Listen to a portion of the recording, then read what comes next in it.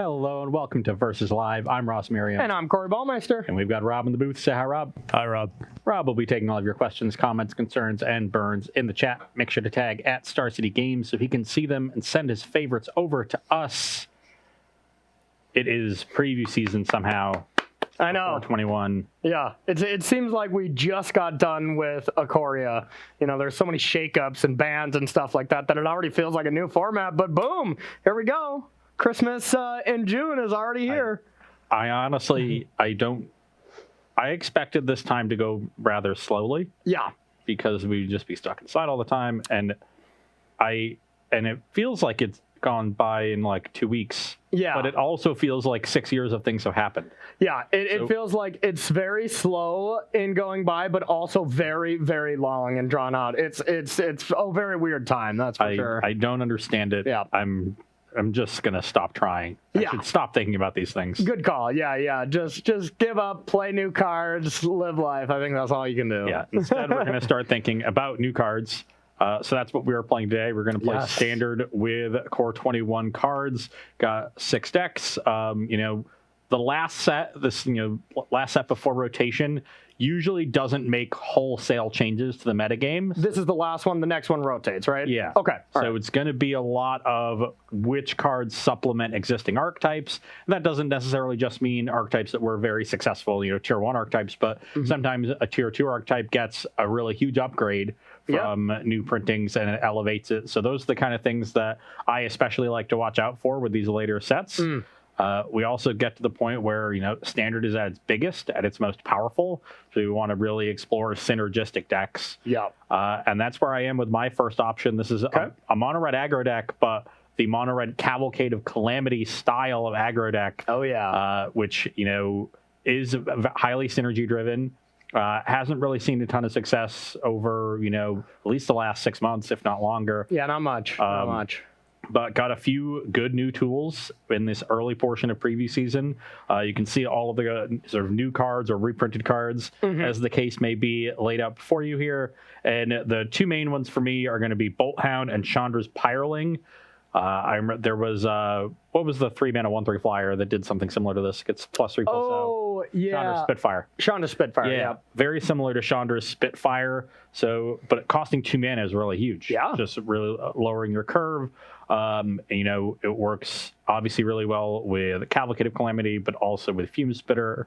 So just really one activation and your 2-drop is attacking for 4 damage. Yeah. So you really only need the first trigger for it to be good. Anything on top of that is great. So a nice little addition there. And then Bolt Hound, giving your creatures +1/+0 when it attacks. Goes well with the Pyroling, even, and going wide with these tokens and with your bevy of 1-drops. So just gives the deck a greater ability to just curve out. End games quickly, because that's what it really needs. Torbern and Castle Embereth can give you some staying power, but this deck isn't playing light up the stage. There's not that card advantage that we've come to see from red decks. Yeah. So you really do need to be classically aggressive and end games quickly, and both of these cards really help you do that. I'm also cheekily trying 1 copy of Chandra's Incinerator. Nice. This is a little bit more memey than real. Yeah. It's kind of the 5th copy of Torbern, though. Yeah. And I think it's pretty easy to cast at 4 mana, and it's gigantic. Yeah. So that's a tricky one to deal with. That's for sure. It's definitely a card that could surprise, but I have low expectations for this one. Fairly high expectations for these two, I will say. Excellent. And before I get into talking about my deck, which will be Azorius Control, one thing I do want to preface with what we have had available to us so far. We were about 65 cards in to the new set, building these 6 decks with us building yesterday, getting stuff ready and stuff like that. There's going to be plenty of cards that you're going to be like, well, why aren't you playing this? Well, we didn't see it yet, so we'll save you the question of that. Anything that was spoiled yesterday night into today, we haven't had access to, but this will definitely be something that we look into for Thursday's show. So, if you got some cool ideas when it comes to M20 preview season here, tag us on Twitter, drop some ideas. We're always interested in looking at those. So what I'm going to be playing is Azorius Yorion, a deck that I'm strongly considering for the Players Tour this weekend. It's kind of the deck I've already known. You can't play these cards this weekend, right? This is all I've been testing. Yeah, that's. I took this preview deck and I've been goldfishing. Yeah, just been goldfishing and playing against your fiance. I thought that's what we were doing preview for. Are we not? These aren't for the tournaments this weekend? Yeah, no, you gotta play the format that exists now. Okay. Well, let's get back to the drawing board. Yeah, but that is the deck that I would be considering. Previous M20. I think it's a good deck already, and unlike, I guess you are just increasing the value of your mono red deck. I'm doing the same. I'm trying to build this Azorius control deck in a little bit of a different way because there's so many different cards. We're not exactly playing. A ton of new additions. Oh yeah, for this deck. This may be the most new cards I think we've ever played in a single one deck. Yeah, I agree. Yeah. So let's get to the new cards here. Some of the new ones, you're going to see pictures on and be like, well, how did you do that? Because M21 is about a lot of reprints here. So we're trying Rune Halo. This is definitely a more Azorius kind of prison style control deck. It's kind of cute being able to play it on turn 2, blink it later with Yorion, choose a new target of something that's become more problematic. A cute little interaction. Yeah. For Solemn Simulacrum, this is one of my favorite cards of all times. And I think it fits into this deck pretty perfectly. Another great blink target here, being able to draw. Unfortunately, it's dies, not leaves battlefield like Thragtusk. That's when we'd be cooking right there. But this is a nice thing. Exactly. It is nice to go Solemn Simulacrum into Dream Trawler. I think that's a popular curve with this style of deck that I think is going to be quite effective in this matchup and just in general. So I'm interested on that. Then we got Faith Fetters, a card that was insanely powerful back in the day. I do not think is going to be the same power level because not only is there ways to blink out stuff with Yorion, remove this Faith Fetters from a creature, but also it is just... There's a lot of things that still have static abilities. So while you can hit a Planeswalker, hit a Teferi or something like that, it doesn't stop the static ability. So that is still going to be a big problem. And then we got a new Teferi, everybody's favorite pesky Planeswalker, is coming to fruition in the form of Teferi, Master of Time. Going to be pretty bad in this matchup, realistically. But this is definitely something I wanted to try. We're not really going to, unfortunately, highlight it too much in this matchup because it is going to be bad. This is not a card that protects itself very well. It's just not going to be good against red. No real way to get around that. And then we got these as our sideboard cards. Containment Priest also not going to be good here, but I wanted to put it in because I think it is a very good tool up against like Jund Sacrifice decks or Karoxa decks. Winota decks. Yeah, that's banned. Didn't we just talk about Suspended in Historic. Okay, that's fair. All right.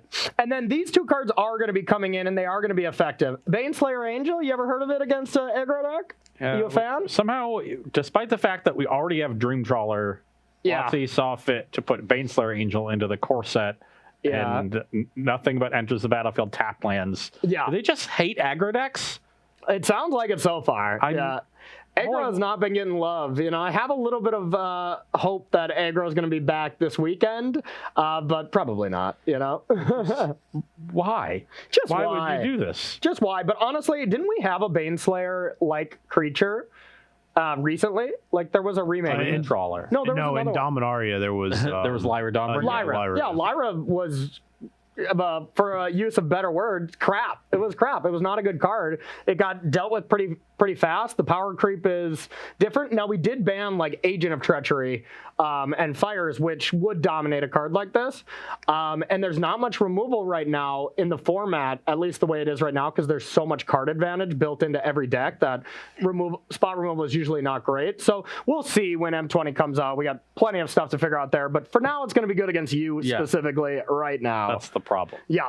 And then I'm trying out a couple of Mangara the Diplomat. I don't know about this card. I think it's going to be bad, but once again, going to be an effective tool against mono red. Being able to be a 2/4 body whenever you attack with 2 or more creatures. I draw a card, and then you can only cast 1 spell a turn. Yeah. So my deck does like attacking with multiple creatures. That's what I hear. So yeah, that's generally what I do. Exactly. Normally, this is historically a really bad matchup of a blue-white control deck against mono red. Mono red is usually just has enough tools to cross over the finish line, but I got a lot of tools for you now, so I'm going to see if maybe we can shift the dynamic of this matchup a little bit. Definitely seems worrying. Yeah. You've got your sweepers, and you've got a lot of great follow-ups to the sweeper. It's not like I can hold back, let you shatter a little bit less than you otherwise, less material that is, and then reload, because you're going to be following that up with, Dream Trawler with Baneslayer Angel, Mangara, all these really powerful, battlefield dominating threats. Yeah. That it seems like I'm just going to have to go all out. Yeah, it'll be interesting to see. It's going to be a testament of, can you beat me down fast enough, or will I control the game? Kind of something we've seen over the course of history. Classic dynamic. A classic dynamic. But you know what else is classic? What? Questions from our audience. Rob, you got any questions there this early on? Yeah, we have a few actually. Sweet. So Comrade Brain wants to know, obviously we're very early, Yes. but what do you see as the most impactful card so far? Is it something big like Ugin or something small, a glue piece like Solemn Simulacrum? I'll let you go first, Ross. I need to think about this one. Ugin's definitely up there for me. I'm not a huge fan, really, of any of the Planeswalkers printed. I think they're all good, but until Wilderness Reclamation is gone, I don't imagine we're in a metagame where you want 4 and 5 mana value Planeswalkers in these mid-range battles. But I think once Reclamation is gone, those cards definitely open up. Space opens up for them. Same with things like the new Vivian that we both liked during previous season but hasn't really seen any play. Yeah, that card's banned right now as well until rotation, and then it's unbound. Yeah. So a lot of stuff looks good to me in general, but I think is going to be suppressed for the next couple of months until we deal with Wilderness Reclamation. Okay. But Ugin is a card that is powerful enough that, not only can it see play now, even in this kind of a metagame, but it will also be very good if we get back to, if after rotation we get back to that point where grindy Planeswalkers are good. Ugin is the one that just goes way over the top of them. That's true. So, that's true.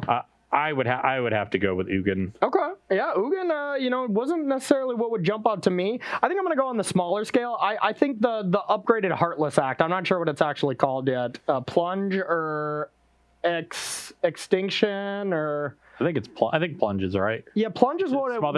Planeswalkers. Plunge is what it was on Mythic Spoiler, but I know that was wrong. Yeah. And it's something else. But the one colorless, one black, destroy or exile target creature or planeswalker with converted mana cost of 3 or less. It's destroy. It is destroy. It's a smother that also hits planeswalker. Smother that also hits Teferi, which I think is going to be a pretty big deal. Eliminate, isn't it? Eliminate. Okay, there we go. I think that's going to be good because right now spot removal is not good because it's just not versatile enough. Like you have it times when it's dead against these planeswalker decks, or when you have it's great against creatures, but it's rough to be a card that's good against everything, like Vraska's Contempt was, in Standard a while ago, where it was just great against everything. I think that card is closer to hitting the mark of what Heartless Act kind of wanted to be, No, that's a really good point. I would have that card very high on the list, too, of most impactful cards. Yep. I think it's going to be a good one. Okay, shall we get into it? Let's do it. All right, let's start our Christmas in June. I see Marbles over here, so you'll be on the play. God, how did you get so lucky last time? That's what I'm wondering. All right, I'm going to keep. It's nothing special, but our cards do things. I will also keep. Is land to you? Is mountain. Wow, you have a 1-drop? How lucky. Yeah, very, very lucky. Jeez. Right on time for this temple. This card is pretty bad early on. Shark Typhoon is a card that is actually quite bad against hyper-aggressive decks like this. Something you're fine to draw, late in the game, but not anything I want to be putting on the top early. Okay, I will play a Cavalcade and get in for 2. 2, okay. Brings you to 18. Now, if I were to face Fetters, the creature or the Cavalcade deals the damage, right? Yes. Okay, gotcha. So I could face Fetters Cavalcade to... No, this is a triggered ability. Oh, yeah. Fetters stops activated abilities. Okay, gotcha. All right, well, that's not great. But if you stop the creature from attacking, then it won't trigger. Okay, perfect. All right, now we got a lot of good options. I'm kind of leaning on this. Yeah, okay, let's go like this. I'm going to go with Teferi and bounce this. Maybe protect it for a turn. I mean, you can have any haste creature to stop it, which I think is fine, but giving myself a chance to have a Teferi survive here, I think is pretty sweet.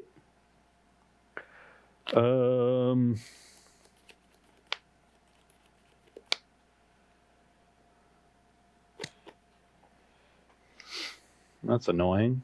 I can't split up the Cavalcade damage. It's all to 1. It says deals 1 damage to the player or planeswalker that creature is attacking. Yep. Take that. If you want to kill my Teferi, You got to waste some damage, which I know you don't love to do as a aggro player there, huh? Okay. Wow. Send 2 at the Teferi and 2 at you. Okay, so I will take 2 damage. Go to 16. Yep. You can go. All right. Oh, we'll put Corey to the test if he's got the shatter. Yeah, that's definitely testing. You got how many cards? 3.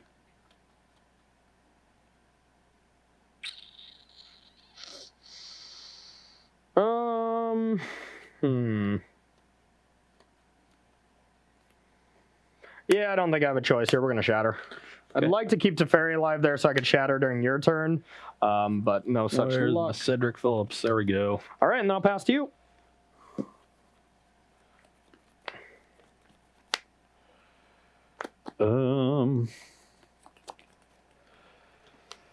Okay, I'll get in for 2. Okay, I will go to 14. I'll play Grim Initiate and Chandra's Pyroling. Okay. And we got a reader over here. All right, yeah, that's the card you were talking about. Whenever a source you control deals non-combat damage to an opponent. Okay, gotcha. Okay, that's the turn. That card is scary. I think I just am pretty locked on face fetters in here. Brings you to 18. 18. God, 4 life is so much. Well, this card is... Yeah, I just can't keep a Narset right now. Okay. Okay, that's what I wanted. So let's play a Torrun. Uh-oh. And I will attack with these. So you'll take 6 from the Cavalcade, 3 from each trigger. This isn't red, right? But the Cavalcade is red. Oh, but the Cavalcade is. Okay, Yeah, so it's 6 from the 9, Cavalcade. 10? Yeah, Ugh. exactly. Brings you to 8. Down to 8. Pass the turn. Ruh-roh. Yeah, the gaining 4 life was so important. Yeah, it was, but I think I am in trouble.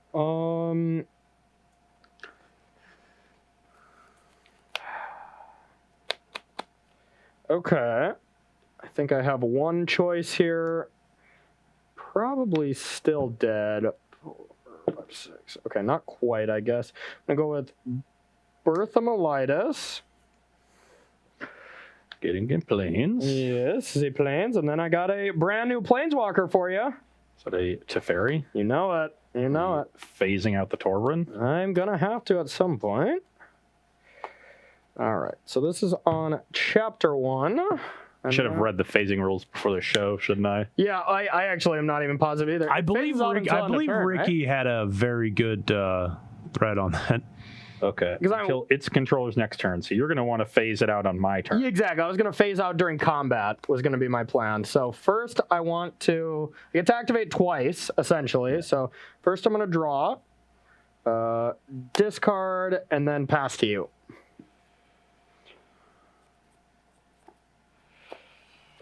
Are you just dead anyway? Probably. Yep. 2 more Cavalcades. Wow. Wow. Well, I can phase this out, but I take... 4 from each one, 8, right? Exactly. Dang it. Yeah. Yeah, I get to phase it out, and then next turn I would get to Yorion, Blink Fetters, and get something going there, but yeah, it was just too much. It was too much. Even Yorion Blink Fetters does not seem particularly good when I'm Torrun triple Cavalcade. Yeah, my Fetters was not great there. I mean, I get the body again, and I get an 0-4 wall, but the Cavalcade was just going to destroy me. Yeah. So, yeah. The Pyroling was threatening and good when I played it, but the rest of the deck was just powerful by itself. Yep. It's a very strong draw on my part. All right. Triple Cavalcade is... To start with preview seasons, we recognize that we are not necessarily going to hit home runs every time, so we haven't built premium sideboards quite yet. So we usually like to do pre-post, unless it's really bad in one direction. But what do you think? Should we do that, or should we get some sideboard cards in? Let's do 2 pre. Okay, sounds great. Ross trying to fade those Baneslayer Angels. Hey, smart. Why you got to call me out like that? All right, so we'll be right back. We're gonna. Why you got to call me out like that? Yeah, you're right, Rob. You're right. We better take a commercial break and get to our sideboard. I'm just saying, gotta keep it honest here. Yeah, okay. You're right. Rob is right. He's our producer. We're gonna listen to him. We're gonna take a short break and we'll be right back with sideboarding with Baneslayer Angels. Wait, are we really sideboarding? We're really sideboarding. All right, everybody, welcome back to Versus Live, where we are sideboarding with Azorion up against Mono Red Aggro. And for anybody wondering, what are these cards? This is preview season for M21. So if you've been living under a rock, we are already starting, which it feels like I've been living under a rock because it came so fast.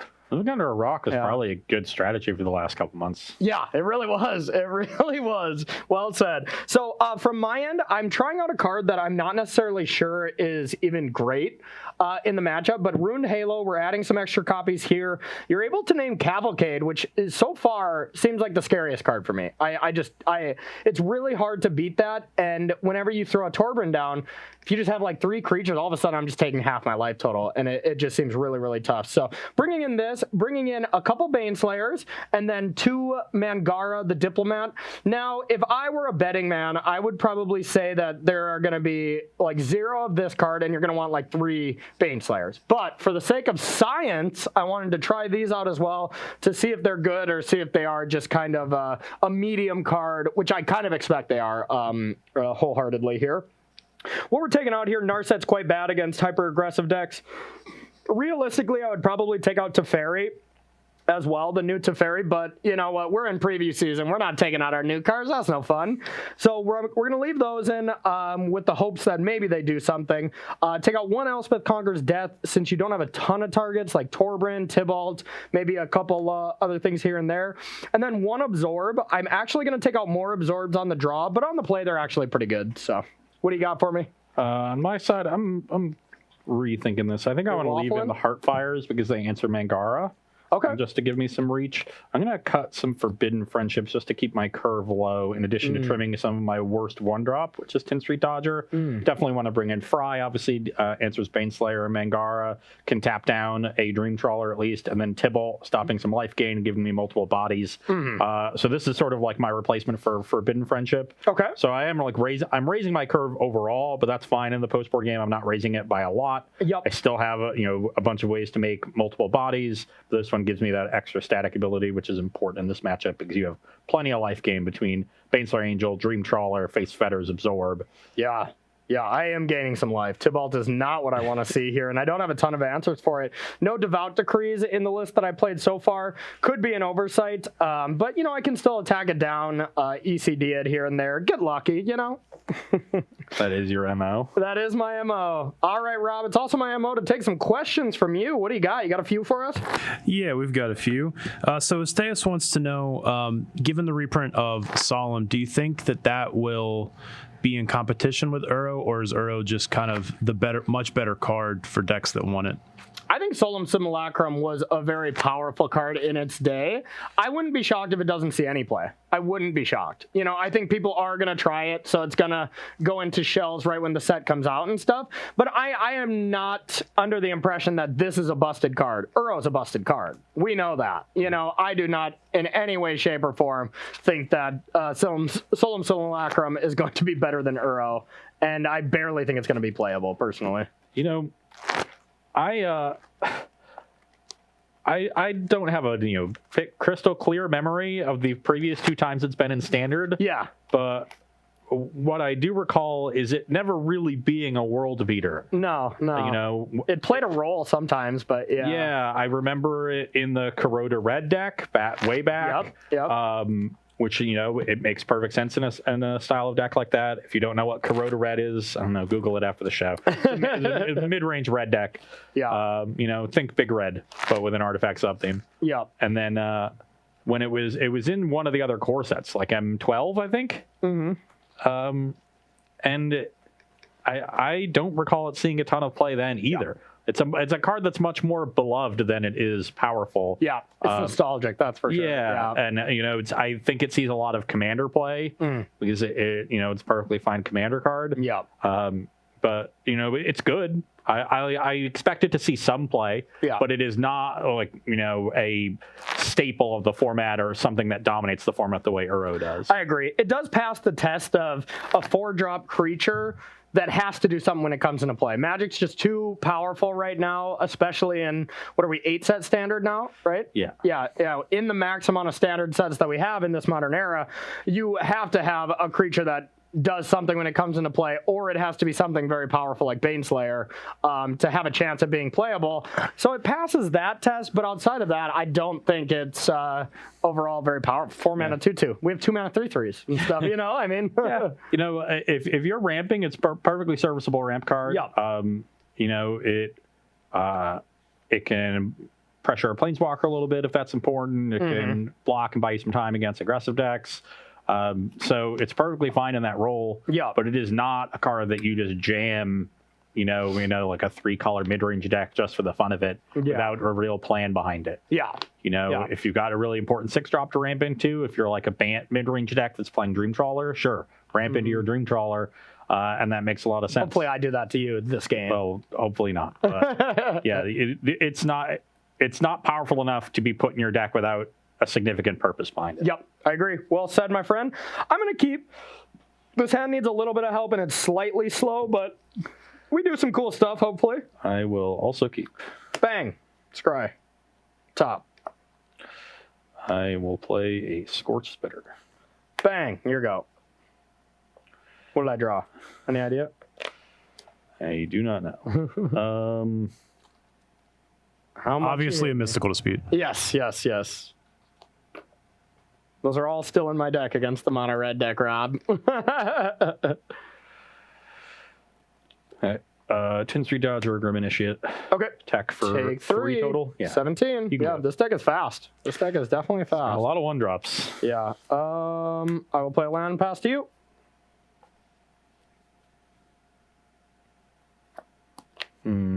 Yes. I don't like the no play. I kept a hand with just all 4 drops. Suspecting an absorb here, so I don't want to play into that. Okay. I'm just going to play Mountain and attack for 4 total. I'll play Omen of the Sun. Boom. Gain 2 life. Ugh. Go to 19. Mana block. So you're at 18 from the Scorch Spitter trigger. I will...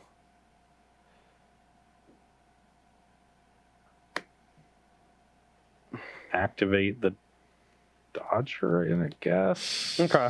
Now I have a choice. Forces you. Now I have a choice between double blocking Grim Initiate and being a little risky if you have a shock, then I just lose it all, or just chump block, or just block the Scorch Spitter. I think I like that better, so I'm just going to block here. Okay, so you take another 2, brings you to 16. Yep, you got it. Okay, then I will play Cavalcade of Calamity, which... Okay. I'm getting very punished for not playing pre-combat. Yep. But I mean, when you have both, it didn't matter which order you play it in. Yeah. All right, so I am going to play Solemn Simulacrum, get a couple lands here, and it's going to be your turn. All right, let's see how good this new Golem is in a new modern world here.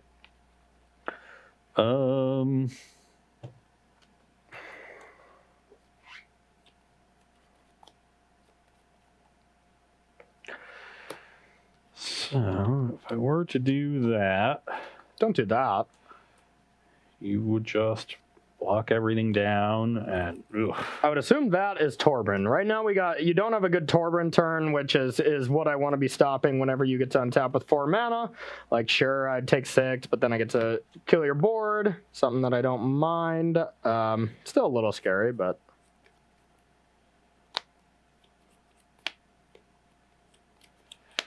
Guess I could just send with both creatures here and use the castle, force you to trade for those. It's not bad. Still does not. Ugh.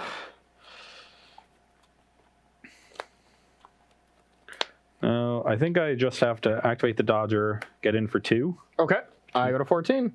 And then play a Scorch Spitter. Alrighty. Pass the turn.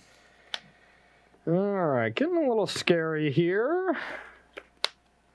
It's an interesting draw. Scary. You're at 14. You have full grip and 5 lands. Your deck is scary, though. Which one of our very good spells do we want to lead with? Solemn is actually very annoying for me because my deck is so full of 1/1s. Mm-hmm. Yeah, no, it was pretty good here. Ramping into Dream Trawler is pretty good. I got to take 2 for Hallowed Fountain, but... Brings you to 12. All right, here go. And we're hoping to Turn untap 3 with that. Omen, turn 4 Solemn, turn 5 Trawler. Yeah, not bad. And we were just talking about how we ramp into Dream Trawler from a Bant deck, and we're doing it.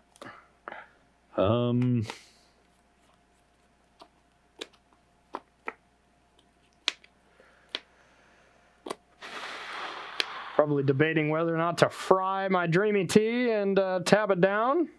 I would probably activate, just so you know. I'll give you a little intel into my thought process here, bud.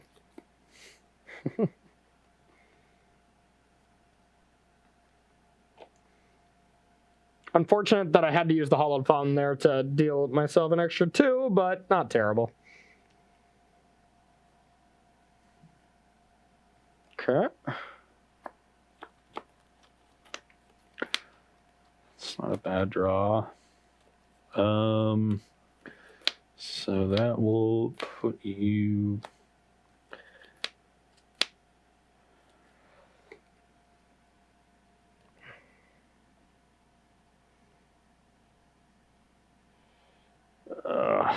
actually very close. Yeah, I know. I'm scared. You can go block. Take.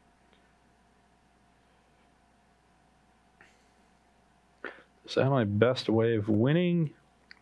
I don't think this game is getting really any better for me. Yeah. So I think I just have to hope that somehow things like this work.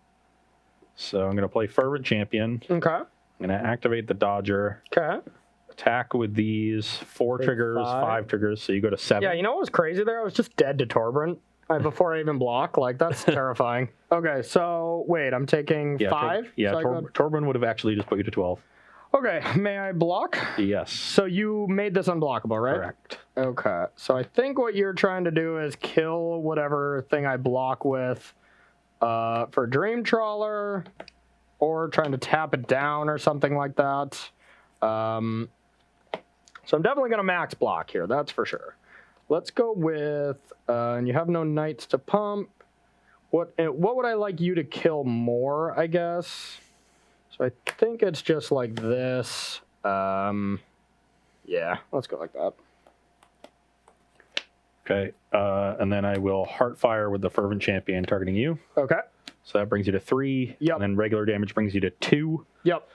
You lose Shaheen, I lose these 2 and get a Cedric. Okay. Scary. Now I'll pass the turn. Alrighty. Draw trigger off Dreamy Tea. That 2 life from Omen of the Sun. Saved me. Alright, draw trigger. Yep. Take 5. 15 for me, 7 for you. Yep.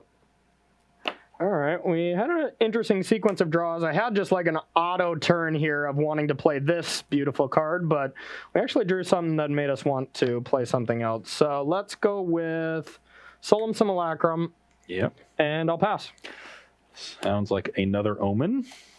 Omen of the Sun.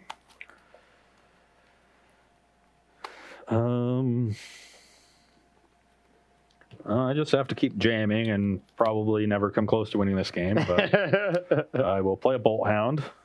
Yoink. There's the Absorb that I suspected existed earlier. Yoink. Oh, I top decked it. Yeah, I guess I'm up to 10. If you didn't have the Absorb on turn 3, I also lost because I played around it. Yeah, I didn't have it. Yeah, I had Omen. That was Omen into Solemn into Dream Tea was the opener I kept. And yeah, you got punished for playing safe around it. Yeah. But I would have done the same. I would have won this game through your Omen Solemn Dream Trawler curve. Maybe, because this would have been dead, which is a big problem, because you would have had to tap out for that. I would have used my Omen to kill it, which would have been big, because that card's been a pain in the ass, or pain in the butt, excuse me. No, because that was on turn 3, right? Yeah. So you could have went Cavalcade and activate. Yeah, okay. All right, well, perfect. Okay, well, I'll play a Scorch Spitter and hope to draw a Torber, and that somehow resolves. All right. Yeah, that is scary. So draw trigger. This Torburn wouldn't even be enough. It would only get you to 3. Draw trigger. So 10 to 15. Yeah, 10 to 15. And now, okay, this is probably nice. Let's just make sure I don't die to Torben. So Torben only deals you 12. 12. Non-combat. Okay, so it doesn't kill me, so I can probably pretty safely cast these two things. So I can Yorion right now, get 2 lands off Solemn, reblink Dream Trawler, untap that, Omen, go to extra life, but I actually think my other play is better, which is pretty crazy. Let's go like this and play Baneslayer and Mangara. Let's go. Your turn. Okay. Well, I've got 7 to bring you to 8. Not quite enough. Yeah, Not quite the enough. 15 life you gained to this game, a little bit It too helps. much. Yeah, who would have guessed? That is the game I would hope I would win. I am definitely scared for this next game, though. You're coming out of the gates so fast, and by the time I like catch up, you just have all this extra damage. This Cavalcades has been so good. Yeah, They've been so really, scary. really impressive. The turn I played Dream Trawler, I was dead to Tarbin. I didn't realize it until after I played it because it was my best play, and I just couldn't really do anything else. But I had to take 2 down to 12. You had Scourge Spritter, 2 other creatures, and Cavalcade. Boom, dead. Tier 4 of if you would have drawn it. Yeah. And Yeah, that's... Bolt Hound would have looked very good there, but Solemn Simulacra made it look very bad. Yeah. That was a problem.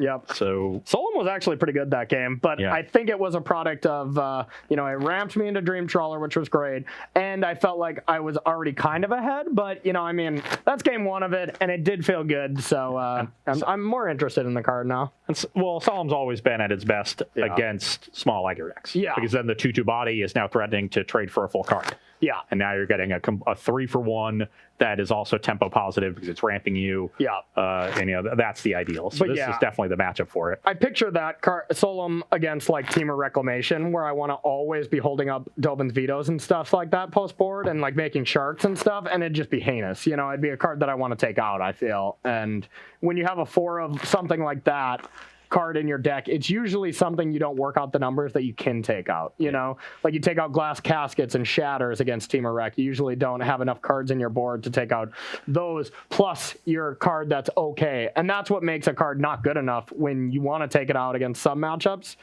But you can't because you don't have enough cards to bring in, Yeah, and Solemn's never been a card that has, played nicely with counterspells. Usually you see it in ramp decks. When it got reprinted, if memory serves, it was ramping into Primeval Titan. That's probably good. Rampant Growth, I do remember Solemn that. Simulacra in prime time. Yeah, that's right. That was fair. Yeah. Hey, Rob, you got a question while we get ready for this third game? I do. So Grayson 101 wanted to know, what do you think about Grim Tutor being reprinted into Standard? Ooh, Grim Tutor. That's the 1 colorless black tutor where you pay 3 life, right? Yeah. Okay. I'm under the assumption that tutors are no longer good. In Standard, with just how powerful everything is, it seems like if you miss a beat and you don't affect the board every turn, or you're not playing counter spells to stop your opponent from affecting the board, I feel like you fall too far behind, and those kind of decks are just kind of a thing of the past.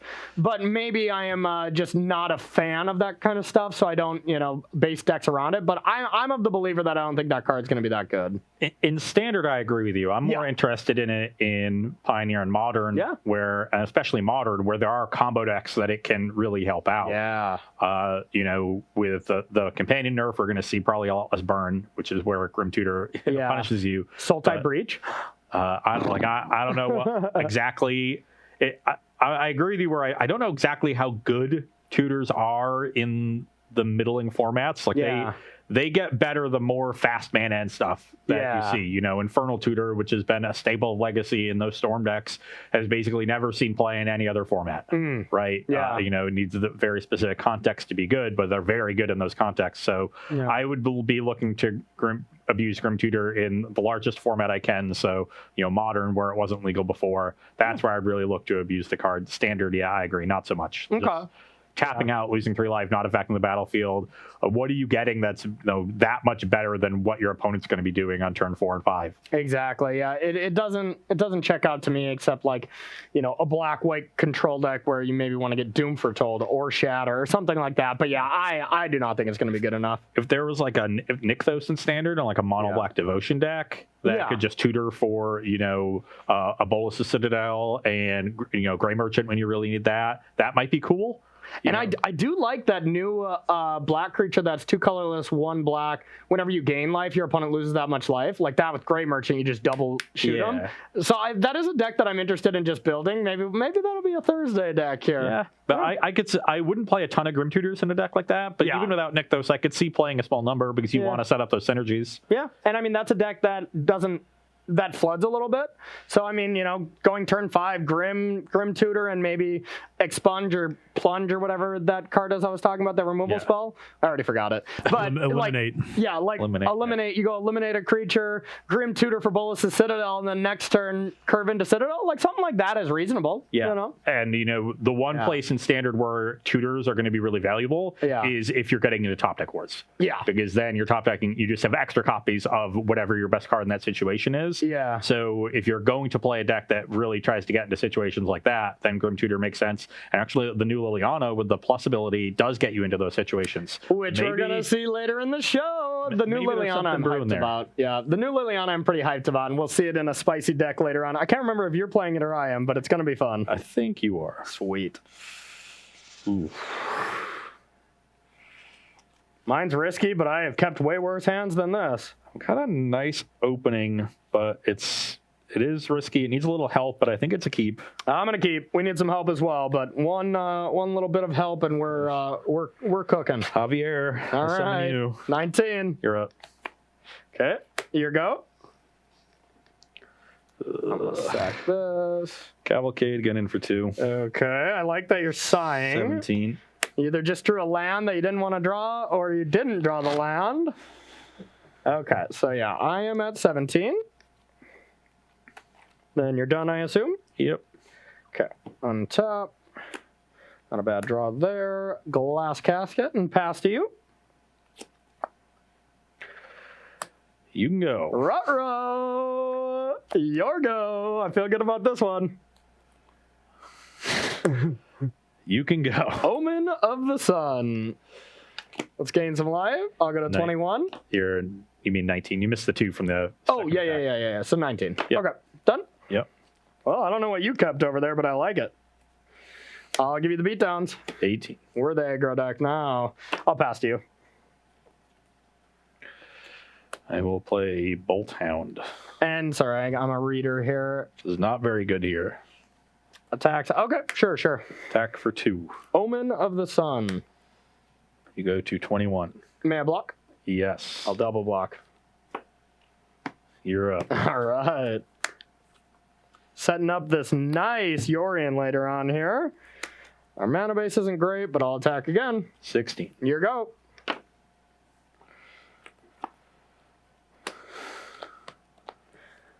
I will absorb that. You're at 24. 24. You can go. Okay. Ooh. Okay. I will play Berthamelitis. Get a Plains. Chandra's Incinerator. Not so good there. Yeah, not great there. 6 mana, 6/6. Not ideal. Not ideal. I have to agree with you. But my start has been quite ideal so far. I knew on the draw I really probably needed something like Glass Casket into a good 3-drop, and luckily I kept the 2-lander with Glass Casket and Omen, and hit that 3rd land, which was huge. But okay, so I'll play that. Play the land. I'll attack. Go to 14. And I'm gonna play Mangara. Pass to you. Whenever opponent casts their 2nd spell, would draw a card and 2 or more creatures. So limits you to 1 card or 1 spell a turn, unless you want to give me a little bit of value, which is somewhat reasonable. Okay. Right. Okay. 2nd card. Chandra Spiraling. Sure. You can go.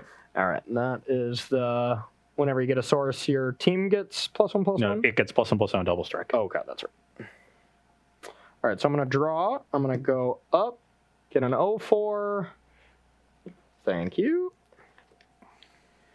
I'm going to play this.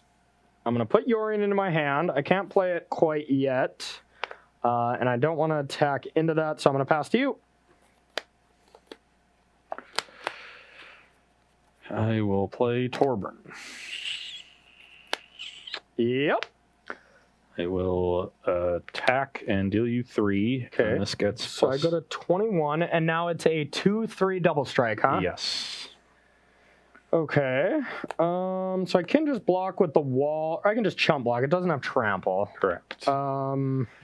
Certainly wish this was a Chandra Spitfire. Yeah, no kidding.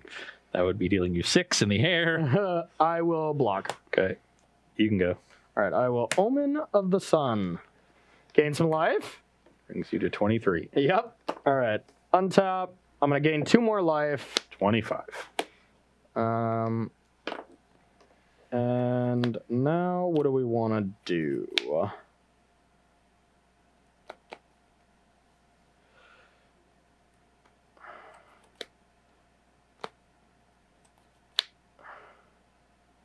Let's... Oh, I should have played this last turn. Should have played it? Okay. Yeah. Well, that gives me a good amount of information. We're going to attack. You're just trying to fire off a Shatter here before you Yorion? You can't do both. Definitely can't. There's no... You're not dealing any damage. I mean, you just Shattering and then Yorioning next turn is also fine, I think, for you. And probably something you want to do just because Torburn Cavalcade is so threatening. So I don't know. Block 1. You picked it right. So take 2. So I'm at 12. All right.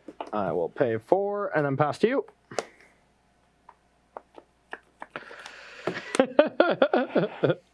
Kept 4 lands, 1-drop Cavalcade Fry Yeah. with a castle as one of the lands.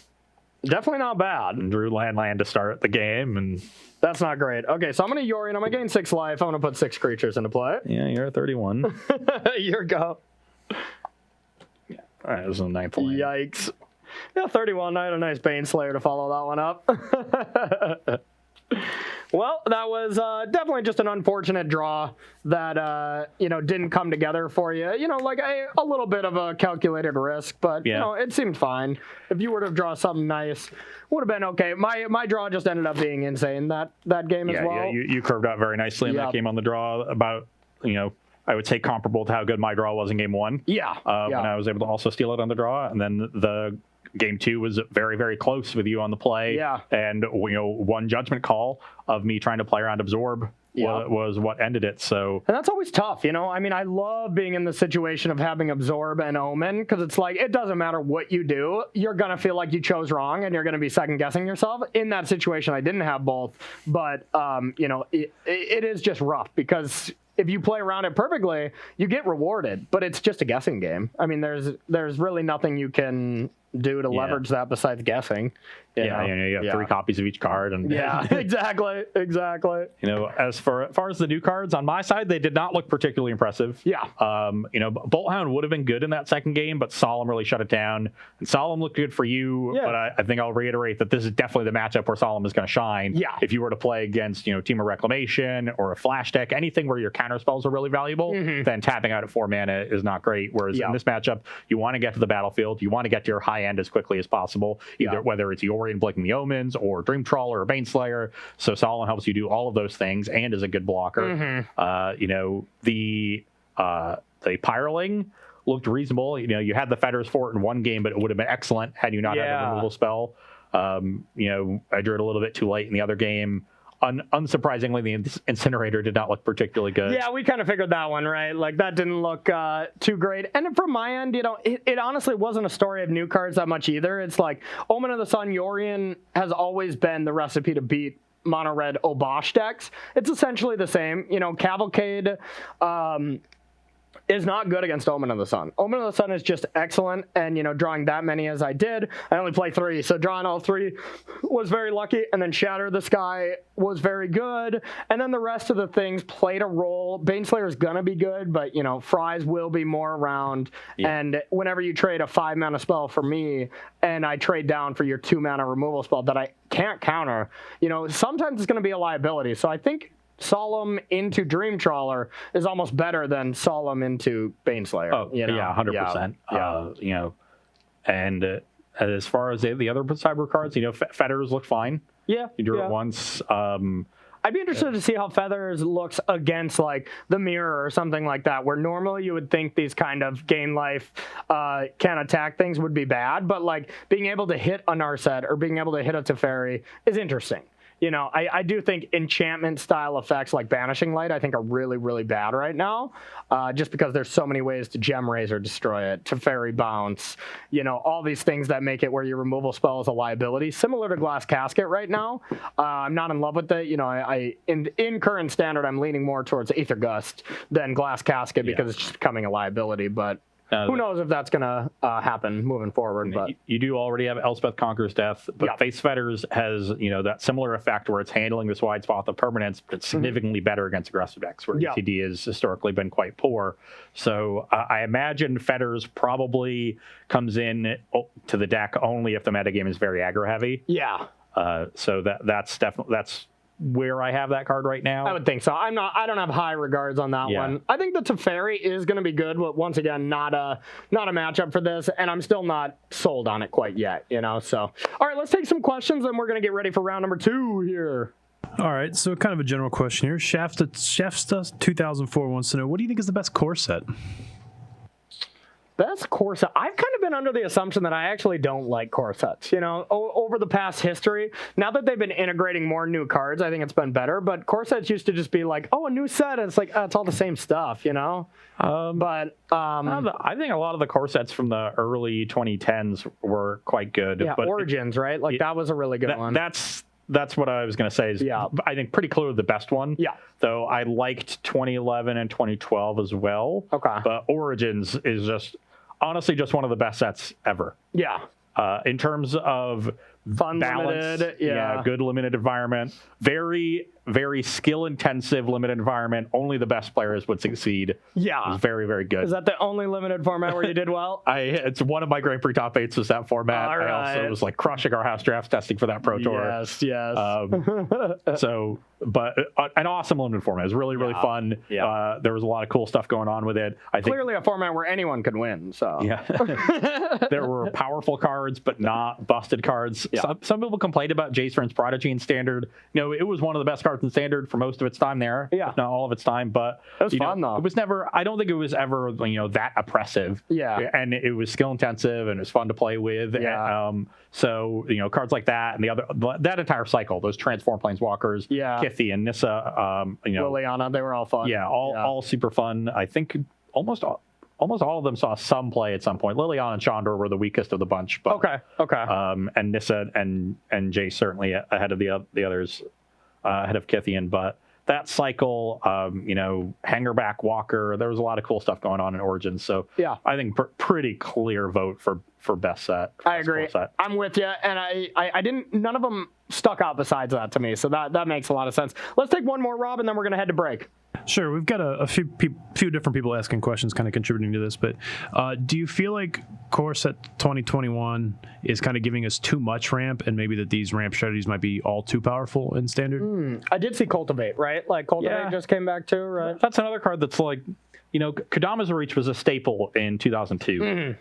When Cultivate was printed, it wasn't a staple. There was sometimes the Valakut list would play it, and sometimes not. I think Simon Gertzen ended up playing them at a time when Jund was employing this like heavy discard strategy against you, so you just wanted the volume of lands. And but Cultivate is pretty bad in ramp mirrors because it doesn't ramp you that hard, and the extra card usually doesn't matter. Sometimes it does. So I'm not overly impressed with Cultivate, and you got to understand that if there's 12 different playable ramp spells in the format, it's not like your ramp deck gets better because of the 12th one. There's the high diminishing returns. It's really only the first 4 that are good. And beyond that, it doesn't make that much of a difference. The card that makes ramp decks a lot scarier is Ugin, because it gives them this incredibly powerful payoff that they didn't have before. 100%. 100%. And honestly, the best ramp spell is already in Standard and is not going anywhere. That's Growth Spiral. Growth Spiral is still by far the best ramp spell that we have out of anything previewed so far, and just what we've already had. But it is kind of scary to go like Growth Spiral on 2, Solemn Simulacrum on 3, turn 4 or turn 4 Nissa. I guess that's not that scary, but You can go like, you can go Dream Trawler, I like guess. On Spiral into Migration Path. Then you have 7 lands on the next turn, and then if you go Nissa untap, you have 6 mana. Yeah. So you could go like Nissa Crisis for 4. Yeah, but right now I'm not afraid of Nissa in the current standard for the first time, in a long time. Like Nissa's not that scary right now. Yeah. Decks are going over the top of them. They're able to contain the powerful planeswalkers. So I'm not that afraid of ramp right now. And I think people that like to play ramp, there's things for you. Yeah. But the people that are like ramp is going to be too good, Ugin's going to take over. Still costs 8 mana. It's 8 mana. We got Disdainful Strokes. We got Disputes. So I'm not too afraid of the ramp element yet. And ramp still seems like it's going to be more of a meme than a tier 1 strategy so far. But like I said, we were 61 cards in or whatever when we started building this. So there's a lot left to do. But that's going to do it for round number 1. We will be right back here with some more spicy M20 preview decks. Don't go anywhere.